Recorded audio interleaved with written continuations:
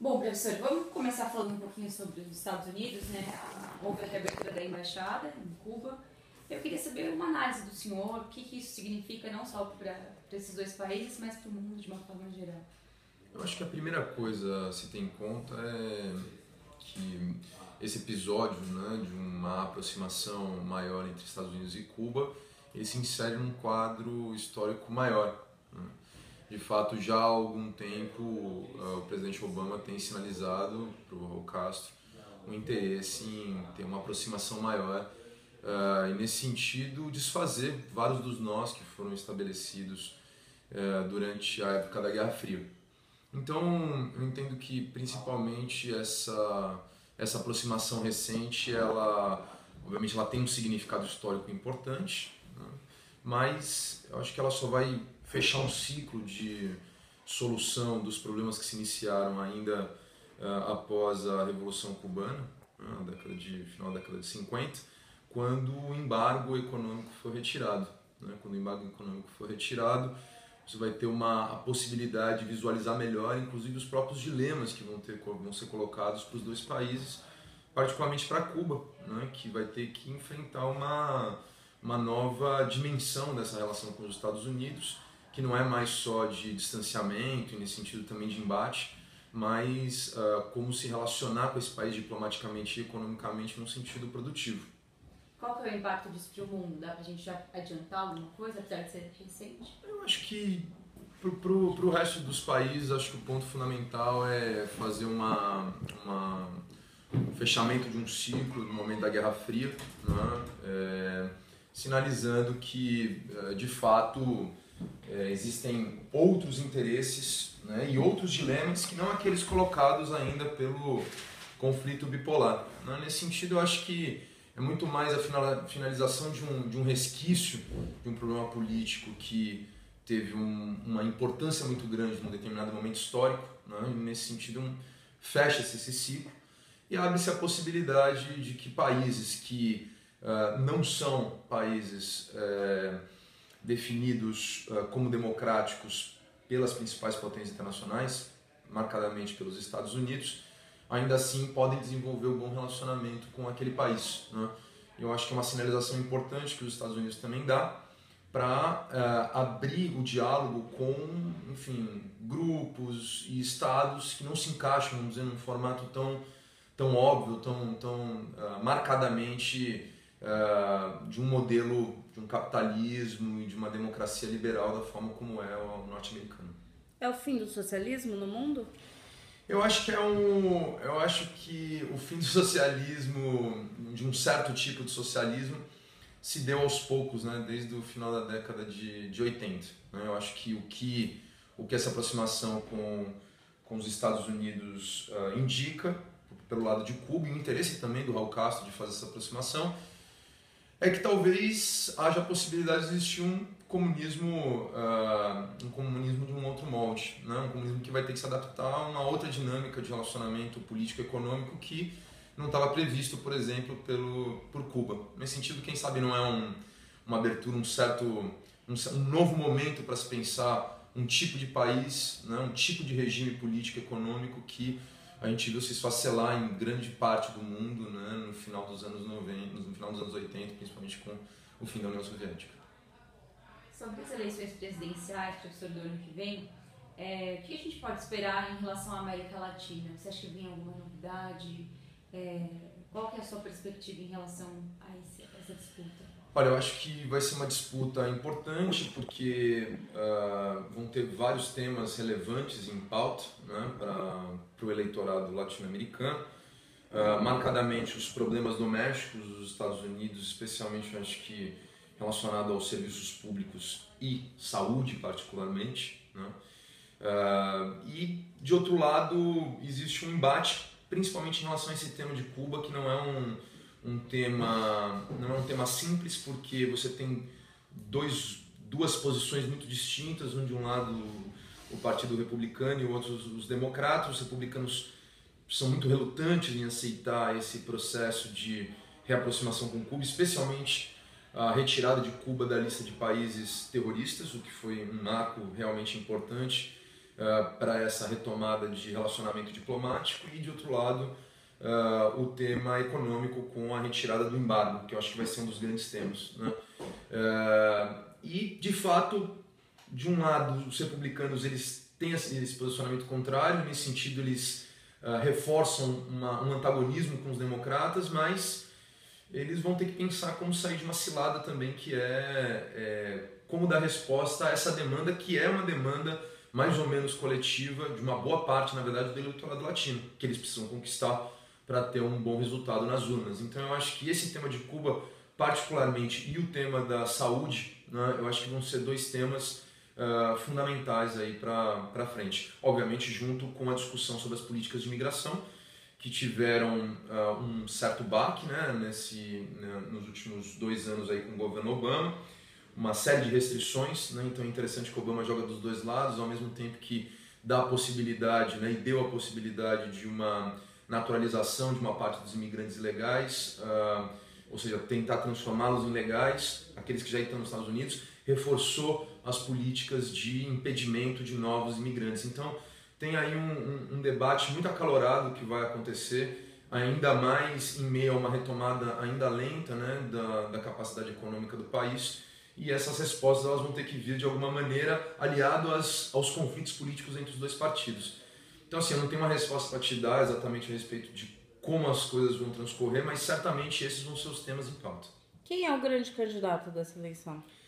Eu acho que ainda você tem um fôlego grande dos democratas para, enfim, tocar uma eleição adequada, com as perspectivas que o Obama abre ainda são relevantes. Eu acho que ainda os democratas ainda têm coisas a oferecer, inclusive porque tiveram um conjunto de problemas pelos quais eles passaram em relação à crise econômica, e o Obama mal conseguiu dar alguma resposta a esses problemas que começaram a se avolumar desde 2008. Então, por mais que o país ainda esteja engatinhando para sair do processo de crise, eu acho que ele abriu um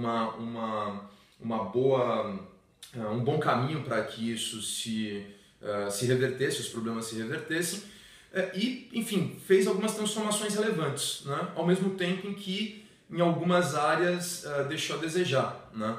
No entanto, as áreas em que ele deixou a desejar, os republicanos, enfim, aonde os republicanos gostariam que o Obama realmente não tivesse caminhado tanto. Por exemplo, Guantánamo, né? Então eu entendo que ainda o Partido Democrata tem a capacidade de colocar o seu representante em voga lá na eleição. Mudando de assunto, agora indo para o Estado Islâmico. Ele tem tido muito sucesso, principalmente com os jovens da Europa que estão se aliando, né, a esse grupo. Queria saber do senhor, assim, qual é a opinião sobre a formação desse grupo? Por que essa propaganda deles tem cativado tantos jovens, né? Tantos europeus que estão indo para se aliar a eles? Né? Uhum. Olha, isso tem várias explicações, né? E, enfim, eu acho que seria leviano se eu desse uma explicação enfim, decisiva para isso. Mas eu acho que tem alguns fatores relevantes, né? Eu apontaria 2 particularmente.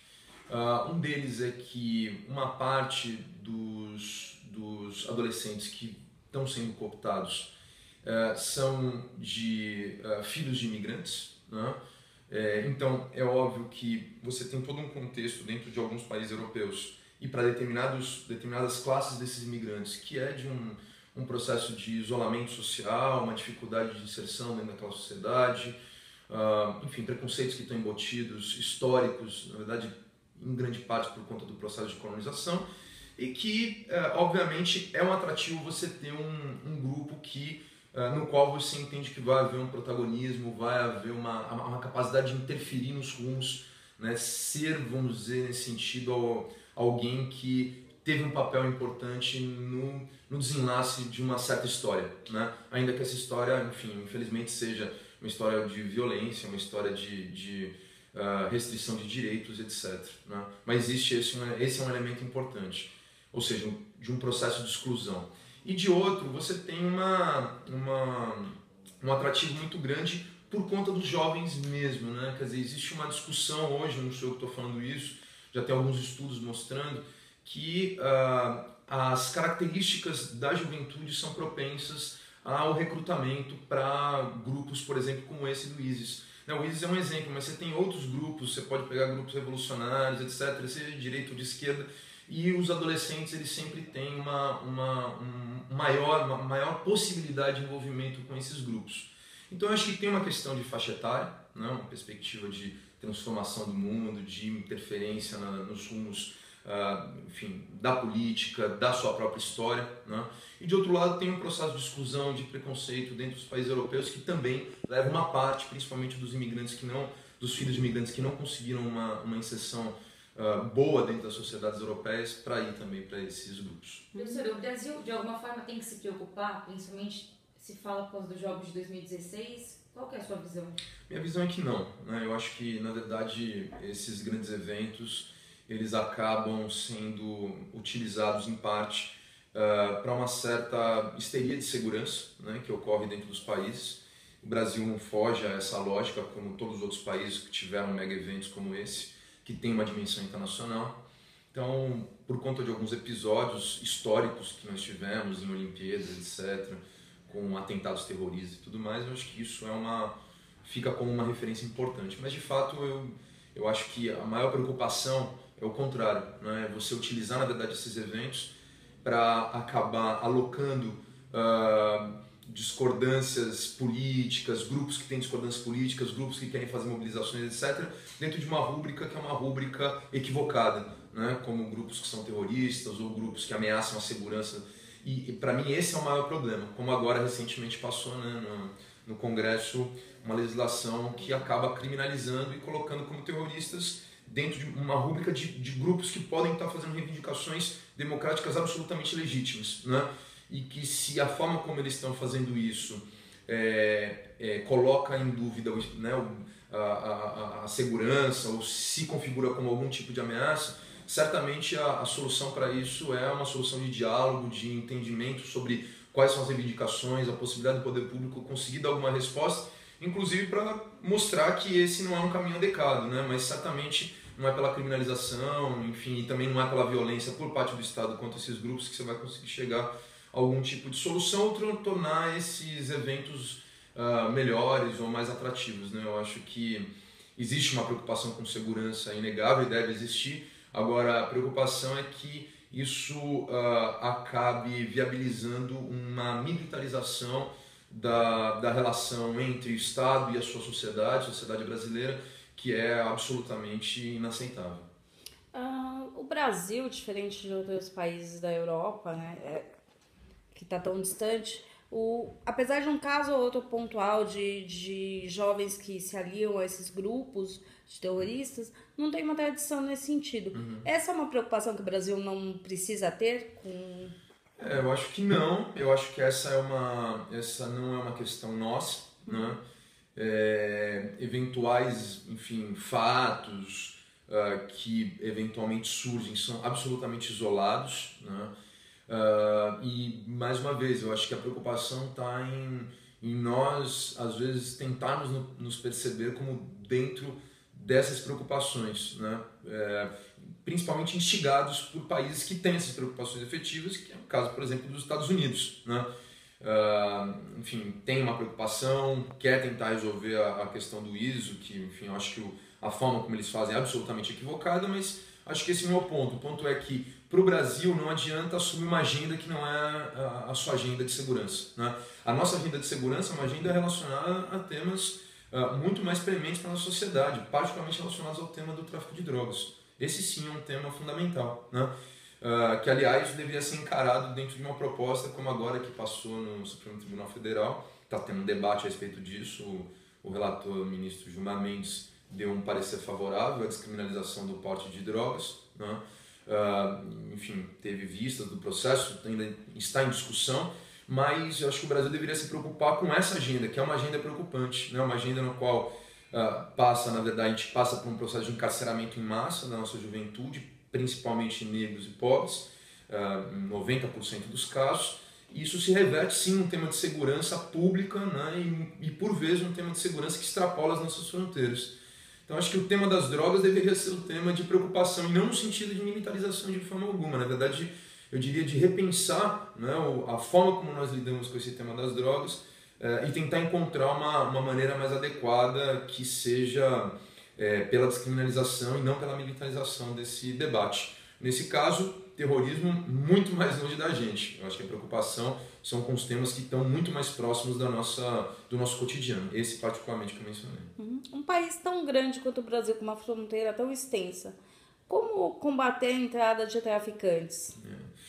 Eu acho que, na verdade, o problema do tráfico ele é tão maior quanto se nós percebemos que a fronteira que os Estados Unidos têm com o México é menor do que a nossa com os nossos vizinhos, e os Estados Unidos não conseguem barrar o tráfico de drogas para dentro das suas fronteiras, né?